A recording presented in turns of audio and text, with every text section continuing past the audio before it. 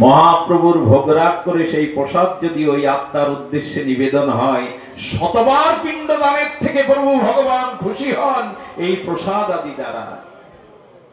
মহাপ্রভু সেই আচরণ করে গেলেন। আর একটা কথা বলে রাখি, আমার মৃত্যুর পর আমার উত্তর বংশধররা শ্রাদ্ধ শান্তি করে আমার উদ্ধার করবে এই ভরসা কেউ করে যাবেন না। সুধীবৃন্দ, নিজের উদ্ধার নিজে করে যান। গীতায় বলেছে মৃত্যুর পরের উদ্ধারের বিশ্বাস করো না। ওই অজানা পথে, অন্ধকার পথে কিছু জানা নেই। উদ্ধারিত আত্মানাত্মা অবসাদয়েত। ভগবান বলছেন গীতার বাণীতে, নিজের উদ্ধার নিজে করে যাও, অন্যের উপরে ভার রেখো না।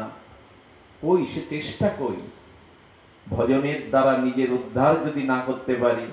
আজকাল তো অনেকেই বলে আমি জুতো ছাড়া চলতে পারি না। শ্রাদ্ধ ব্যবস্থা এত শিথিল হয়ে যাবে, কেউ আর কেশ মুন্ডনও করবে না, পোশাকও বদলাবে না, জুতোও পরবে না। শীতকালে মরল কেন বুড়োটা? কাপড় শোকানো আমার কাজ? এর দ্বারা শ্রাদ্ধ হয়, এর দ্বারা শ্রদ্ধা হয়। শ্রদ্ধা দদাদিতি শ্রাদ্ধং, শ্রদ্ধার সহিত দানকে শ্রাদ্ধ বলে। আদৌ যদি শ্রদ্ধা না থাকে, কোথায় আপনার উদ্ধার? সবাই কি ভগীরথ যে গঙ্গাকে আনায়ন করে পূর্বপুরুষকে উদ্ধার করবে?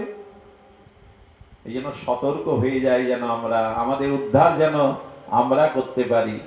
হরিদাসের এই দেখুন, প্রভু এবার ভক্তগণকে মালা চন্দন দিয়ে আশীর্বাদ করছেন। আজ যারা এসেছেন, আজ তারা মহাপ্রভুর আশীর্বাদই পাচ্ছেন।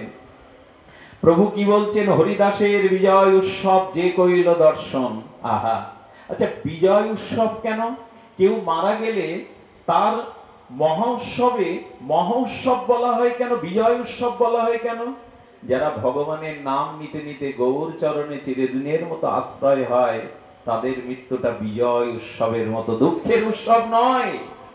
তাদের মৃত্যুটা যদি মহামৃত্যু হয়, মৃত্যুটা যদি গৌর চরণ শরণাঙ্গ হয়, সে মৃত্যু মৃত্যু নয়, দুঃখ নয়, বিজয় উৎসব। কত বড় নাম দিয়েছেন কবিরাজ কৃষ্ণ গোস্বামী, দার্শনিক আচার্য। হরিদাসের বিজয় উৎসব যে কইল দর্শন। আর কি বলছেন? না, যে তারে বালুকা দিতে করিল গমন, যে তাহে কইল নর্তন কীর্তন। আজকে যারা ভক্তগণ নিত্য কীর্তন করেছেন, যে তারে বালুকা দিতে করিল গমন, তার মহোৎসবে যেবা করিল ভজন, অচিরে হইবে সবার কৃষ্ণ ভক্তি প্রাপ্তি, হরিদাস দর্শনে ওই যে হয় শক্তি। যারা হরিদাসের নির্যান শুনবে, তাকে মনে মনে বালু দিল, যারা তারা প্রসাদ ভোজন করলে, অচিরেই হইবে সবার কৃষ্ণ চরণে প্রেম প্রাপ্তি ভক্তি। মহাপ্রভুর এই আশীর্বাদ বৃথা হতে পারে? কেন এই কথা আমরা বলছি? অচিরেই হইবে সবার কৃষ্ণ প্রাণ প্রাপ্তি, হরিদাস দর্শনে ওই যে হয় শক্তি।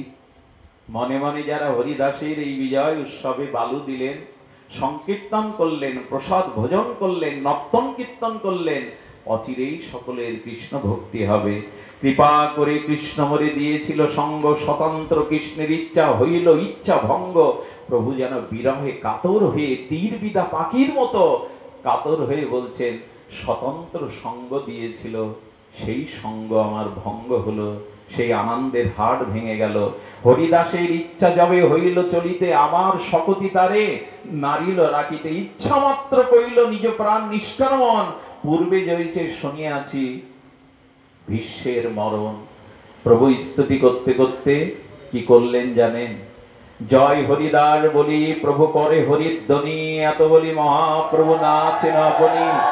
জয় নামাচার্য হরিদাস কি, জয় শ্রীমান মহাপ্রভু কি। সবে গায় জয় জয় জয় হরিদাস, নামের মহিমা কইল করিল প্রকাশ। তবে মহাপ্রভু হর্ষে ভক্ত বিদায় দিলা, হর্ষ বিষাদে প্রভু বিশ্রাম করিলা। এটাই বিশ্রাম কথা। সামান্য 2 মিনিট একটু মন দিয়ে শুনুন। মহাপ্রভু যখন সন্ধ্যা নেমে গেছে, জগন্নাথের দেওলে প্রদীপ জ্বলে উঠেছে, গোবিন্দ দাস পুলকিতে প্রদীপ জ্বালিয়ে দিল। সরার কলার পাতরার শক্ত সেই কাতাখানা পেতে দিল। কলার পাতার মাঝখানে সে সরাই, ওই চিকানো কাতায় মহাপ্রভু 12টা বছর কাটিয়েছেন, মাথায় বালিশ দেননি। এই হলো আমাদের ভগবান। গোবিন্দ দাস কলকিতে জগন্নাথের দেওয়ালে প্রদীপের সাথে সাথে প্রদীপ জেলে দিল। আর মহাপ্রভু যখন সেই সরার কথাতেই নিজের দেহটা রাখলেন, কি বলছে জানেন? হরিদাস চলে গেল, প্রাণে বাঁচা ভার, 3 লক্ষ হরিনাম কে শোনাবে আর। হরিদাস আছিল পৃথিবী শিরোমণি, তাহা ভিন্ন রত্ন শূন্য হইল মেদিনী। আজ প্রভুর চোখ দিয়ে গড় গড় করে অন্যের সামনে কাঁদতে পাচ্ছেন না। হরিদাস চলে গেল প্রাণে বাঁচাবার। চোখের জলে প্রভু শুধু এই কথাই বলেছিলেন, হরিদাস আমিও তোমার পেছন পেছন আসছি। হরিদাস তুমি যেমন যে পথ দিয়ে গেছো, আমিও তোমার পেছনে পেছনে